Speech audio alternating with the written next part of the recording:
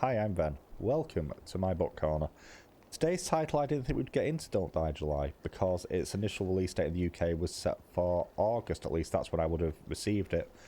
But it's been brought forward and I am so excited to discuss this one with you all today. This has been on my list of most anticipated books since I heard about it coming out and it has not let me down at all. Camp Damascus, written by Chuck Tingle. Chuck Tingle is better known for his erotic fiction, his Pounded in the Butt series of books. I'll throw a couple of them up on screen for your enjoyment. And this is a horror novel set modern day around a conversion camp. This book has only just been released, so you're looking at July 2023. Paperback comes in at 323 pages. As always, we shall look at the story, the characters, the world building, take a look at the presentation, as well as my final thoughts. So let's just jump straight into this one.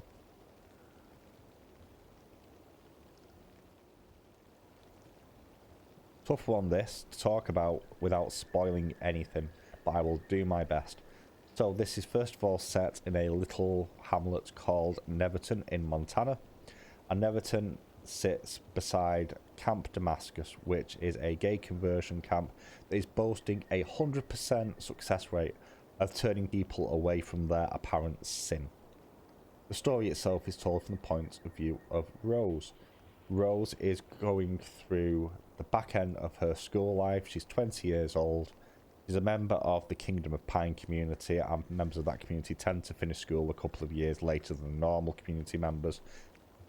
And she goes to a party and some strange things happen. She starts to feel some feelings inside for someone that she's watching, a close friend of hers. But as she acknowledges those feelings, something catches her eye. At a distance, this weird spooky visage. Thinking nothing of it, just possibly hallucination, the story moves on. But then she sees this again and other weird things start happening, like she starts vomiting flies. And this is all linked to some of the feelings that she's begun to have towards somebody. And then that person dies. Suddenly. There's a massive accident. Rose ends up in hospital. And she begins to question all the aspects of her faith and really starts to look at what's going on. And because of the sort of person that she is, which we'll touch on a bit later on, she starts to really dig down the rabbit hole. And what you then have is the general uncovering of the secrets of what Camp Damascus really is and how it works and why it works the way it does. And it's a really well plotted, well paced story about something that's horrific anyway in normal life, that these places even exist. And then adding another layer on top of that, and for that it's actually a really good structure for the story being told.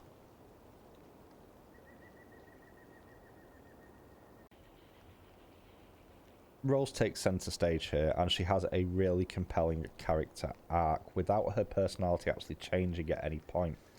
She starts off as a very obsessive in many regards Christian. She knows all the holy texts. She is also shown to be an incredibly curious person, which is seen as a bad thing at times, and that's something that flags into stuff later on. She very much dives headlong into problems and starts at the surface and digs and digs and digs and digs and digs and doesn't stop until she's found the answers that she wants to an obsessive degree. Something that is marked in the book as being having her on the spectrum for autism, and something that the characters themselves does sort of tilt their head at one point, realising where they sit on the spectrum. But this is shown in multiple different ways. So the way she reasons herself through problems with an obsessive degree, the fact that she has certain coping mechanisms that she's taught herself or been taught over the years to deal with panics and stuff like that. The other thing that's made clear very early on is this is somebody who has feelings for girls. So because of this puts her at odds with the teaching of the Kingdom of Pine, and it's about this time that the demons start appearing that represent temptation. And once some really bad things happen, she sort of doesn't quite reject the faith, but certainly the religion, and starts to dig for answers as to what's going on, and that's when the unveiling of what Camp Damascus really is occurs, and this leads her to meet some other characters. Some of this are simple, going to talk to other members of the town who have, she's discovered, been assigned various demons to them for their temptations, or eventually going outside of town and meeting Soul, who, much like her, has rejected Kingdom of Pine because of some of the stuff he's discovered. And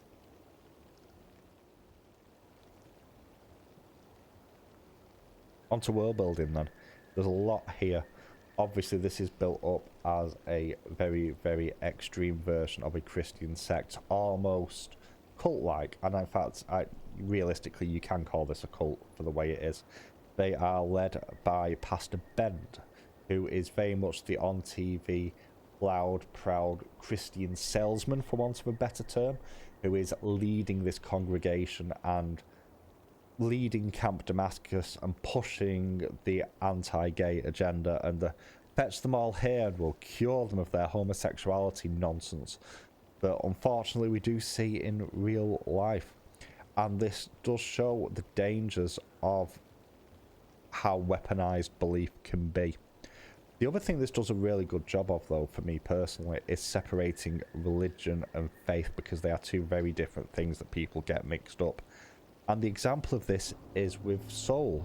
Soul very much is still very full of faith, despite what he's gone through. He still believes in God, if not more strongly than before. But he rejected the religion, and that's really interesting as well.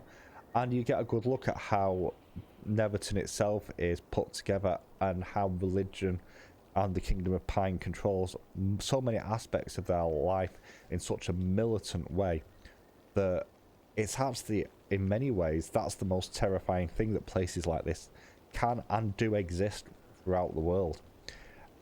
If it wasn't for the world building here, then this novel could have fallen quite flat, but I think it's really, really strong, especially when it dives into things like the demonology, touches on things like Dante's Inferno and mistranslations of the Bible, which people choose to just gloss over quite often, and how that has changed meanings over time. Really impressive stuff.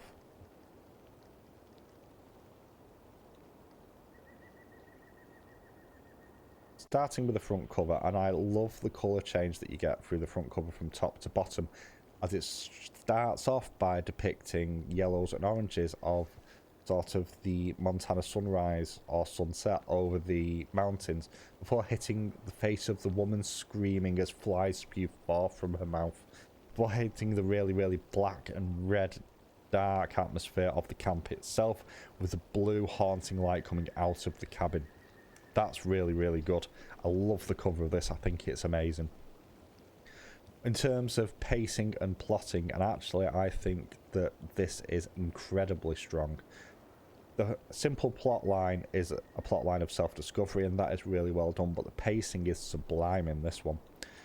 The fact that you start on a normal day and you just have this little drip of doubt dropped in very early on, then another drip a bit later on, and it generally escalates the tension before allowing a complete blow-off at one point where things really, really do hit the fan. And then it resets, but the new norm is set slightly higher because the level of tension is actually higher than it was at the start. And then it starts again, more drip, drip, drip, as you learn more and more about Camp Damascus and about the Kingdom of Pine, and the sense of danger as you learn more and more throughout the story. You can actually feel it, especially once you go out into the suburbs and you meet other characters and you discover that actually you become noticed.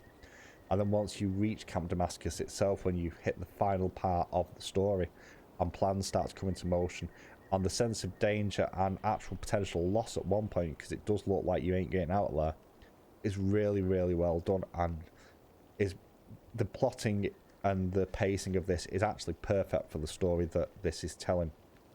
In terms of the writing style, and this is going to sound insulting and it's not meant to, but this is a very efficient writing style. This does not spend time going into pointless details.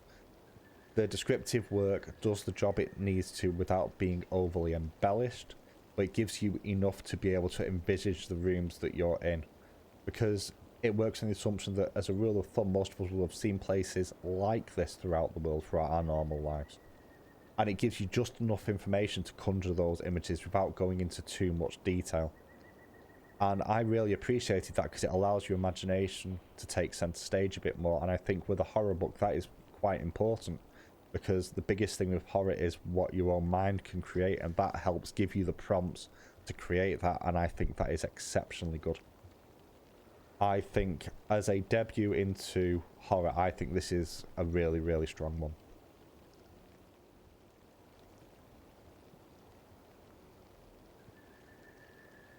Alright, so I love this. We can tell that already. Am I going to be critical?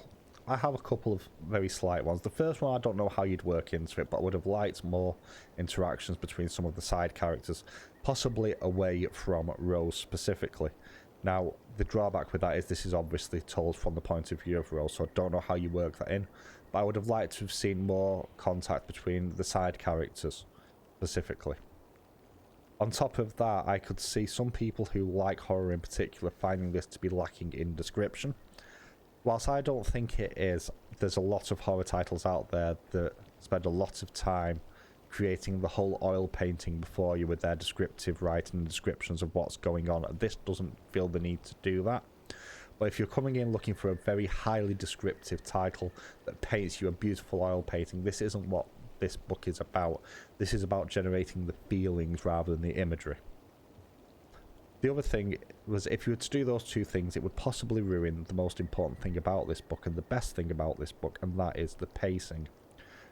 Quite often you'll have horror books where they constantly amp up tension constantly and there's never a release, and the drawback with those can be that either you have to take multiple breaks while reading to refresh yourself, or by the time you reach the end of the title you are emotionally exhausted by the constant tension that's there because there's never any release. And this avoids that by doing the occasional tension release within the story, and does a really, really good job of it. So by the time you reach the final third, when everything is kicking off, you can still be invested because you are not exhausted by the text by that point.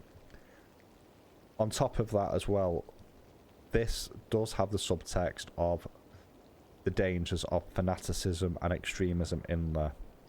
And what I really like is the fact that this does clearly have the religious order as the bad guy, but at no point does it say that religion or faith is bad, and that is a fine line to straddle which a lot of books fail miserably at. It's not unusual for a religion to be sort of the bad thing in the thing and the book to point and go, religion bad, don't be religion.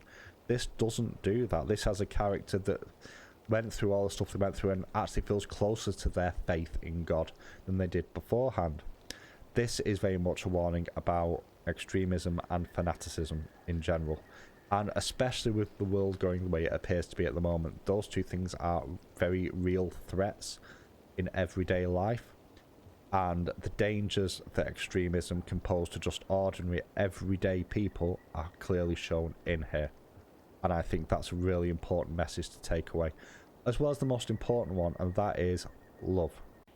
Love is real, love conquers all. If you love someone truly, deeply, and they love you back, that is the most beautiful thing in the world, and no one should take that from you. And that also runs through this, and I appreciate that a lot.